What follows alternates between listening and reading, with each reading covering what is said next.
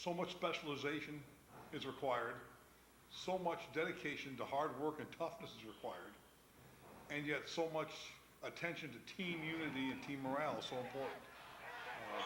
One individual by himself can dominate a basketball game for a while, but the best tailback in the world can't move the ball unless somebody blocks for him. You have special teams. I like the word, special teams. A lot of kids have to help you out. That always attracted me to football. There's so many ways for everybody to fit in and contribute. Coach Smith's really good during 2 days because that's when all the instructional stuff happens.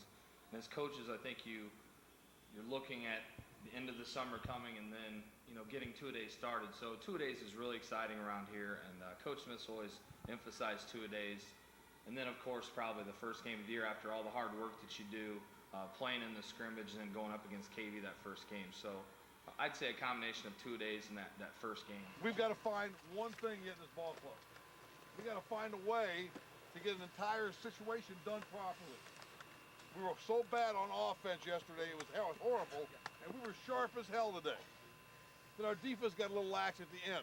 I don't know if we just can't concentrate very long or what.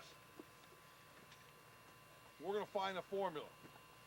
Because I got to tell you, I don't know about you, but I read the paper this morning, and I saw a whole bunch of names, rankings and stuff. I didn't see Highland anywhere. When I have to go to a meeting, when I got to go to a meeting and some guy from Kankakee Valley says to me, it's a true story, is Michigan City that good or are you guys that bad?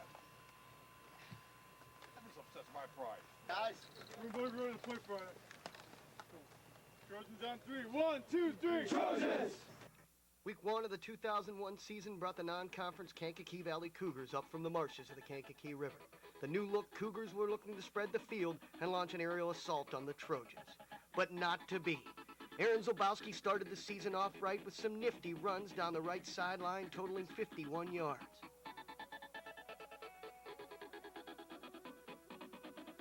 Zach Cook showed news of things to come with a burst off the left side for the Trojans' first touchdown.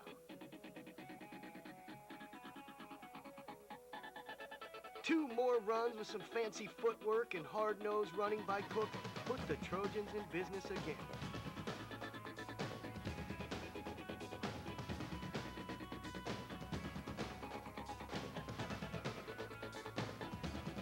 Siska play action and found Miller in the end zone on the waggle pass. Touchdown, Trojans. The Cougars looked deep, not once, but twice, and Eucnus was there. And then it was Cook off to the races again. First and goal inside the 5, and Zobowski did the rest. Siska found Childers in the flat, whose silky footwork found the end zone. And then just when it looked like the Cougars would get a break, Childers found the football and pay dirt one more time. Touchdown, Trojans. The defense hit hard, and when the ball went in the air, Trojans were all over the place.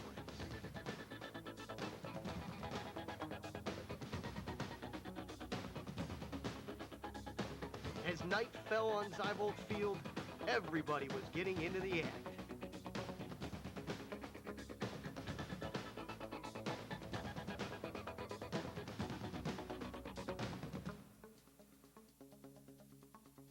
Nadelberg slipped, slid, and scampered into the opening field, putting the exclamation point on an impressive Highland victory. Trojans 55, Cougars nothing. The Trojans made a firm point about battle to the young Cougar staff. If you want to win football games in North Lake County, you better play physical football.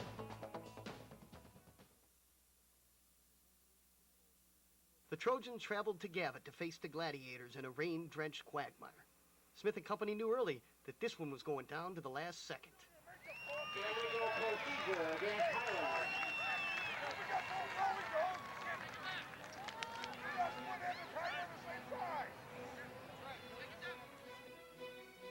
A tough Gladiator defense and a rainy, wet night made it impossible for the Trojans to move the football early.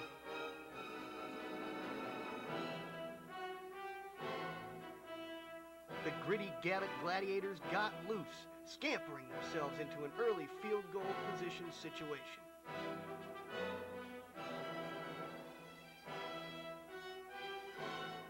The Trojan defense held. Smith went back to the ground. Cook rumbled hard up the left side, not once, but twice.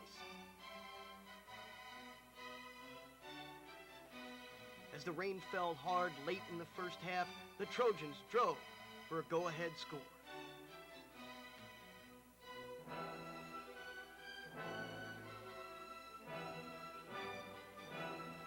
Siska fired off his back foot, and the Trojans went ahead. But it was the last time they would find the Gladiators' side of the field. And late in the fourth quarter, Gavitt struck back. Smith called together his troops, rallied them on the sideline in the pouring down rain. And with just 2 minutes to go in the game, Zach Cook responded with a breakaway run that put the Trojans up for good. Highland 14, Gavitt 7.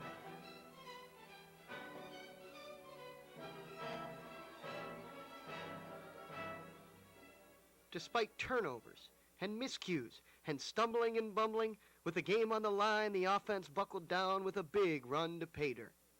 Suddenly, a Highland team that was unheralded throughout the beginning of the season found themselves on the cover of Lake County's sports page.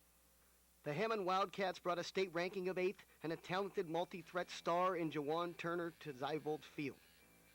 The Trojan faithful knew well the magnitude of this one game. If the Trojans were going to arrive in 2001, they would do it on this night. The defense was relentless in swarming in early pursuit of the talented Wildcats.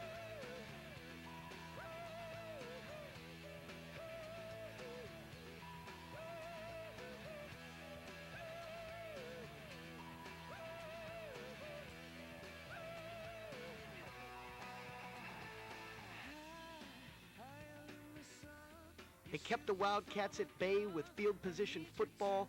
Childers broke loose with the punt return, setting up what looked to be an early Highland score.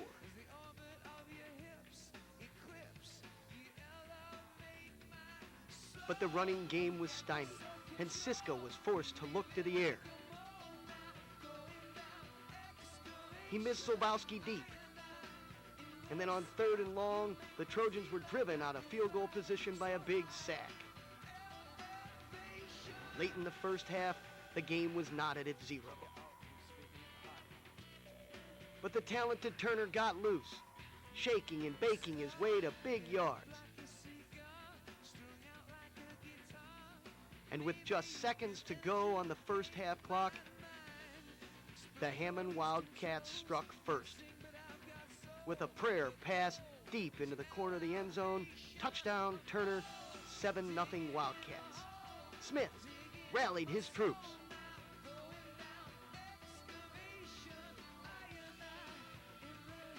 And for the second week in a row, Zach Cook responded in a big way with a big run.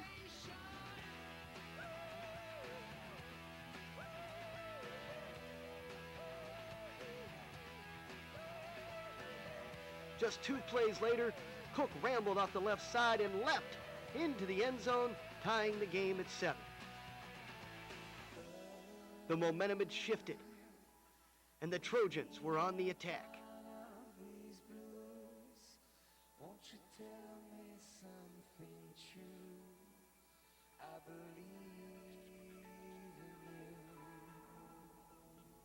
Four different Trojans made big runs. And when the dust cleared, Highland led 12-7.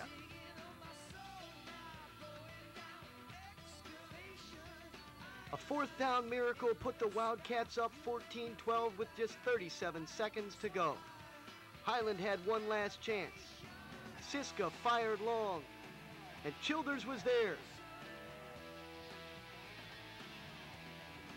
With just 14 seconds to go, Johansson came on the field to attempt a game-winning field goal.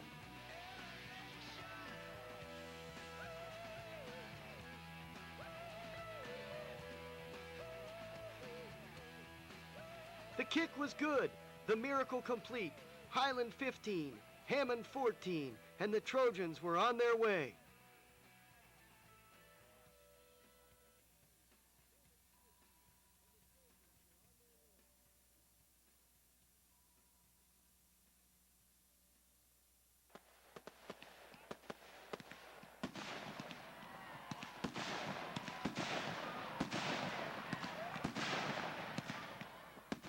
I wish it would have never come down to that, Johansson said. I'm just so glad I got to get it done. Highland moved into the Times area top 10 with an 8th ranking. But Calumet and Lowell were coming up, and they were right behind them in the charts. It's never easy going to the Inferno. The Lowell Red Devils always turn up the heat. The Trojans cracked the area top 10. The Devils didn't care.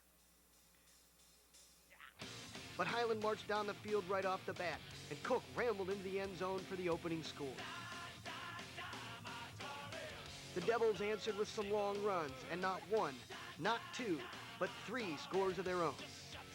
Finally, the Highland defense got tough.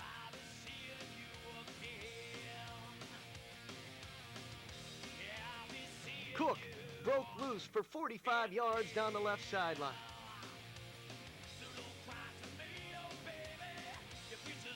And then Pennington pounded and stretched the ball out for a Highland score. Siska went long to Childers.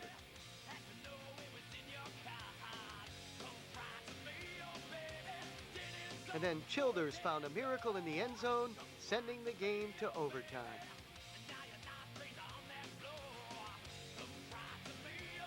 Smith pointed out the plan of attack, gathered his captains, and prepared for the 4-down battle. Lowell marched and rumbled, but was unable to find the end zone, setting up Highland for yet another attempt at a game-winning field goal. Johansson was true, and the comeback complete. Highland 24, Lowell 21. Back-to-back miracles, back-to-back last-second field goal wins. Back-to-back reasons why character wins games. Heroes come from behind. These Trojans are heroes. The Calumet Warriors were 4-0 when they marched into Highland for a late September showdown, but the Trojans were 4-0 themselves. And they didn't waste any time teaching Ivan Zimmer's Warriors how to win football games. In front of a packed house, the Highland Army took the line of scrimmage like a bully on the playground. It was just that easy. And with Pennington and the big offensive line leading the way, Cook rambled down the field, finishing off the opening drive with a Highland touchdown.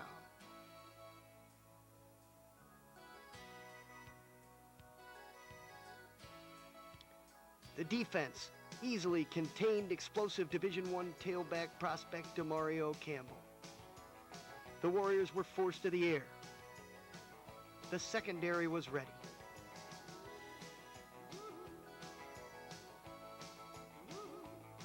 And early in the second quarter, sophomore Brett Bach intercepted the Calumet tosser and set up another Highland drive. Siska found Miller in the flat.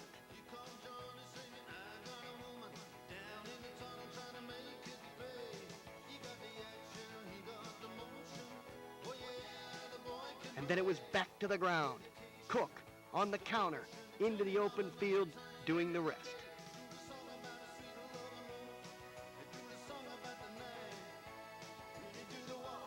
The defense was explosive, making big play after big play. And the running game was impressive. Quarter in and quarter out. With the game under control, Highland fans were set to enjoy halftime festivities.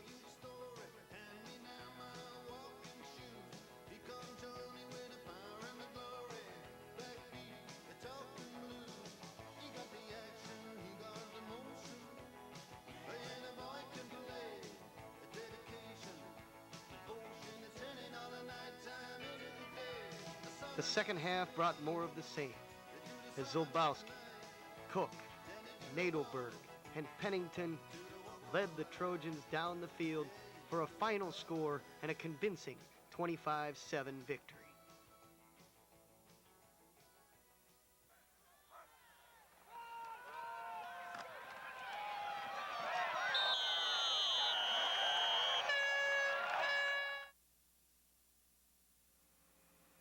Highland was now 5-0, and Zach Cook was leading the way for the Trojans. He had established himself as one of the area's best running backs. Whenever you're out there and a lot of people are watching the games, and you just feel like you're kind of playing for them, playing for your town. Playing varsity football, it was a lot of pride because we were a real good team when I was a sophomore. I get to play varsity a lot.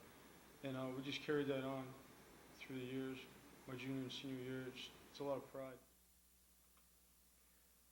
The Trojans had arrived, but the gates of Troy are never secure. The Caros clan brought pregame smiles and handshakes for the Highland contingent, but Trojans beware Greeks-bearing gifts. The high-octane 59er offense would be tough to tie down. Brian Pennington did his part early on both sides of the ball. With Cook sidelined by injury, Siska took to the air, finding Lewis for a nice gain. But Andrean looked sharp, scoring on 2 first-quarter drives totaling 14 points. Bubba Moser found the seam, and Siska found him on 4th and long in the end zone to cut the lead in half. The mojo now belonged to the Trojans. Siska went back to the air, finding Fieldhouse in traffic. Fieldhouse pulled down another deep one in 59er territory. And on 4th and goal, the cameraman couldn't find the football, but Miller did, and the score was now Andrean 14, Highland 13. The defense buckled down and contained the 59ers. And when Andrean coughed it up late in the half, the Trojans were in business for the go-ahead score.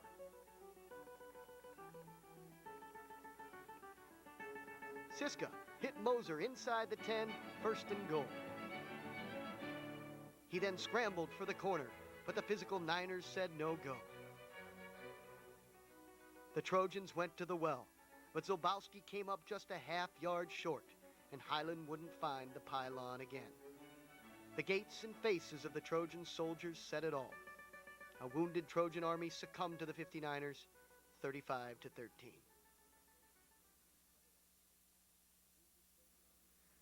The Battle of the Bridge, and the final showdown between two old friends. Emotions running high on both sides, this would be one for the record books. Munster at 4-2 had their eyes set on a piece of the LAC crown, and the Trojans, coming off a nasty loss at the hands of Andrean, were wounded but not slain.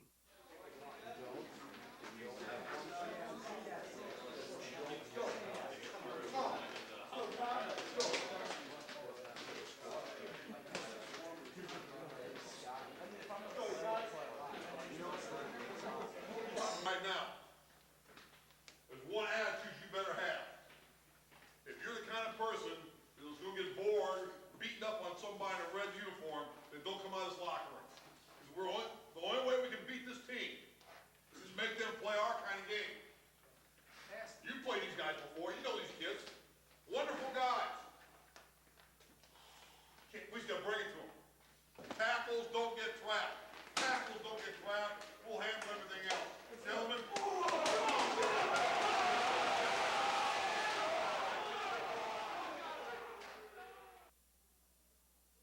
The pregame ceremonies were filled with hugs and handshakes as Coach Leroy Marsh presented Brad Smith with their final Battle of the Bridge trophy. A look at the trophy and the opening kickoff, and the Battle of the Bridge was underway. The Mustangs struck first with a gallop off the left side and into the end zone. But the Trojans battled right back. Siska found Moser on the dig.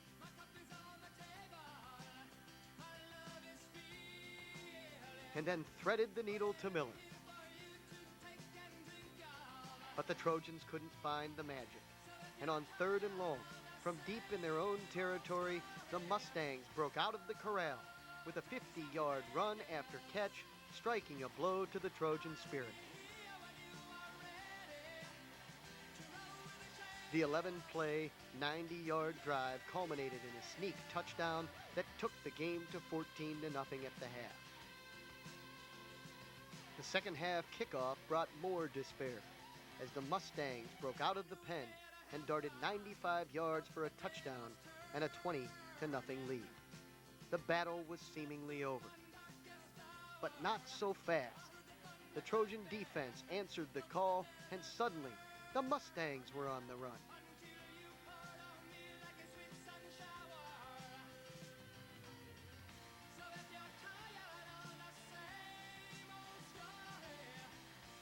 The big offensive line put the running game on its back.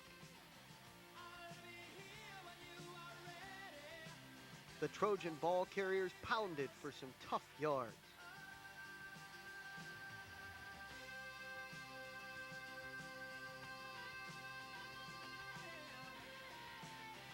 And on what may have been one of the most character-defining drives of the year, 5 different Trojans carried the ball down the field. The result, a late third quarter touchdown that brought the score to 20-7.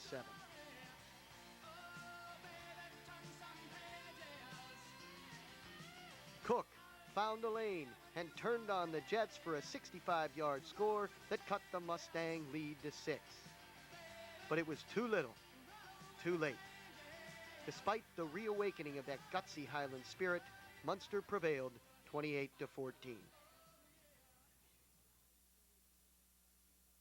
The second half at Munster seemed to reignite the Trojan flame, but they were back on the road against one of the state's most well-oiled offensive juggernauts.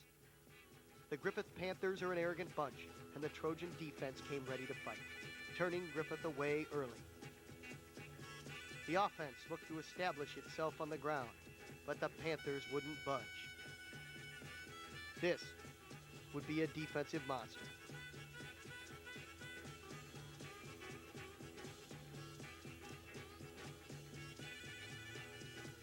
Childers answered a Highland prayer with a big catch in Panther territory. Pennington slipped into the flat with some nifty footwork, bringing the Trojans ever closer to the goal line. The defense was relentless, holding the Panthers to just 6 points.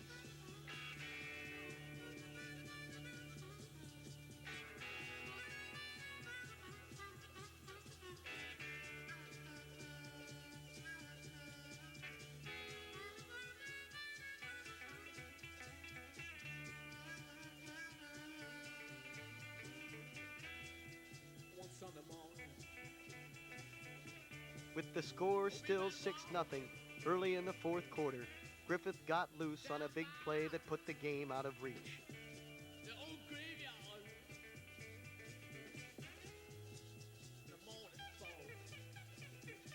A nifty late TD by the vaunted Griffith Bones finished the deal. Panthers 27, Trojan 0. The Trojan horse had officially been derailed. Plagued by injuries, at 5-3, they needed something to get them back on track. Morton had just taken a share of the LAC crown and rolled into Highland with visions of the best regular season in school history. Pennington took a stand, striking early with a trap that tallied 50 yards.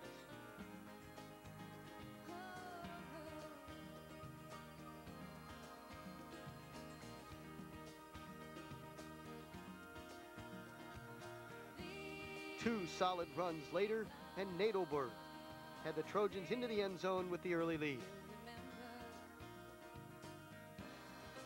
The muddy field kept things even until Siska threw a strike to Fieldhouse for a 14-7 fourth quarter Highland lead. The Governors tied it up, but as time ran down, the Highland running game marched the football deep into Morton territory, setting up what could have been the third game-winning field goal of the year for Joe Hansen.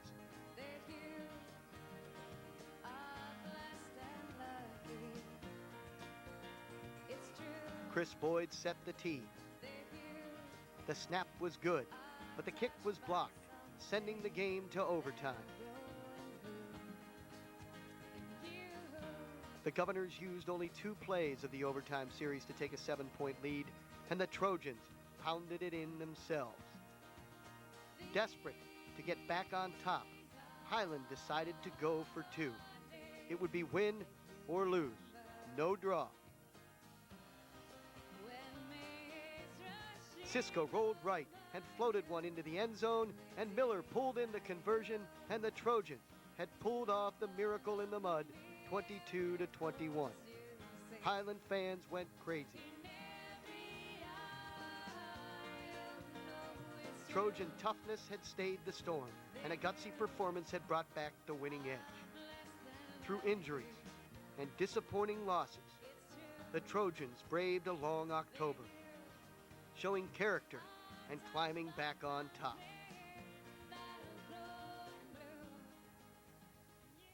The Trojans had recovered their health as the playoffs began. Back at full strength and on home turf, they would be tested by the speed of the West Side Cougars.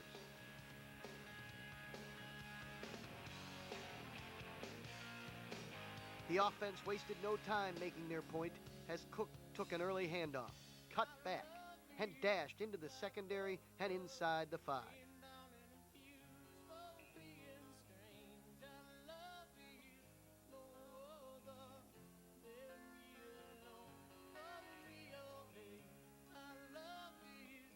Sobowski scooted, untouched, and around the corner into the end zone.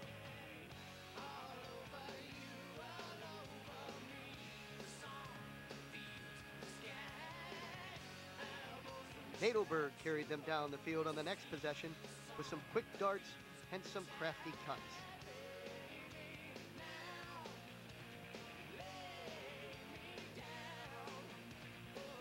Once inside the 10, Zobowski did the rest with another touchdown.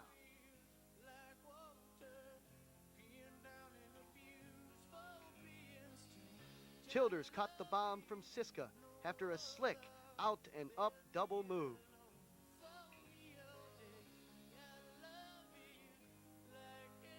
And then it was back to the ground, where the O-line dominated, and Cook scampered another 25 yards to pay dirt.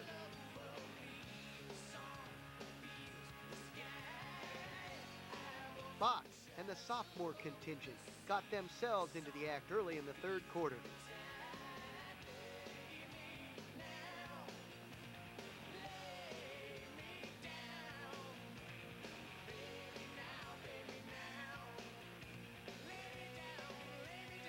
The offense blitzkrieged the orange and black for 450 yards and 7 scores. When the Trojans had finished their onslaught and the lights went down on Highland, the Cougars had been overwhelmed by the Highland machine, 48-6.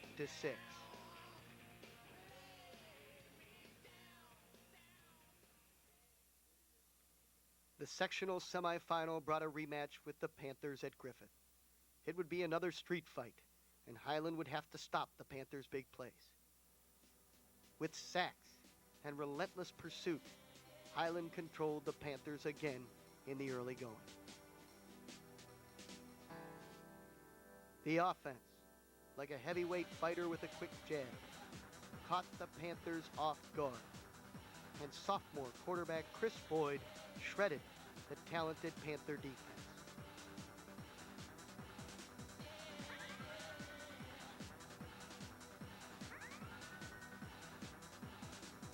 Boyd scrambled and threw out of the shotgun, finding 5 different receivers.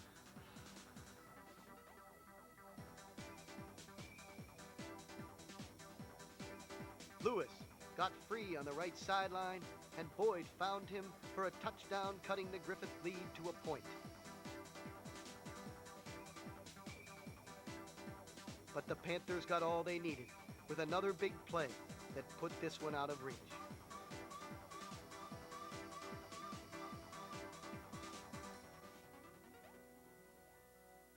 The Trojans just couldn't get the running game going, and the Panther pressure was just too much.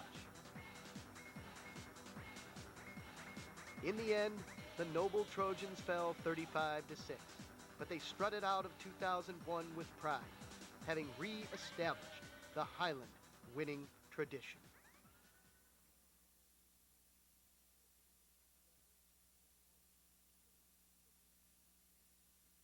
You know, we had an awful lot of kids that had to ask to do a lot of different things. When our running group was in the game, we really couldn't pass very well, and we knew that. We had to develop a passing unit. And sometimes that means the running unit didn't play as much. One of our running backs was probably a better tailback than he was a wing T-back. He accepted that. Later on in the year, we even rotated quarterbacks for a while. And both kids handled that very, very well. I'm very proud of them. So I think the fact that they kept the focus on team success and were willing to try anything we wanted them to do, and practice well every day and stayed focused, and I think it had a good time doing it. It was very serious, but it wasn't so serious. It wasn't brain surgery. It wasn't a cancer treatment. It was a game of football, and when it's all over, we can look back and say we had a good time doing it.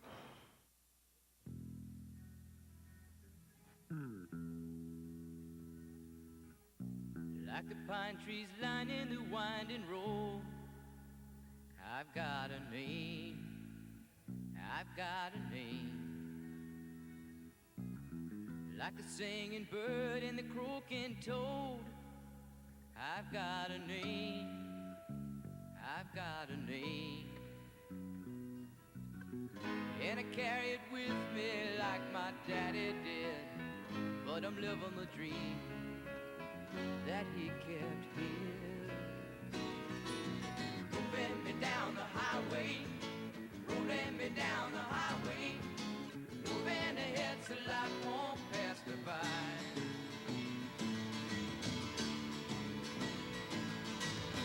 Like a north wind whistling down the sky, I've got a song, I've got a song. Like the whippoorwill and the babies cry, I've got a song, I've got a song. And I carry it with me and I sing it loud. If it gets me nowhere, I go there proud. Moving me down the highway, rolling me down the highway, moving ahead so life won't pass me by.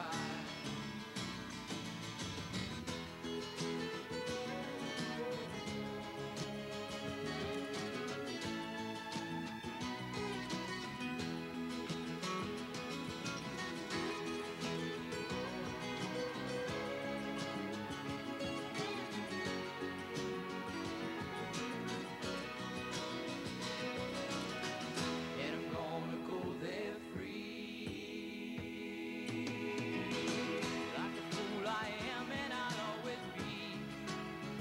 I've got a dream, I've got a dream. They can change their minds, but they can't change me. I've got a dream, I've got a dream. Oh, I know I could share it if you want me to. If you're going my way, I'll go with you. Moving me down the highway, rolling me down the highway, moving ahead so life won't pass me by. Moving me down the highway, rolling me down the highway, moving ahead so life won't pass me by.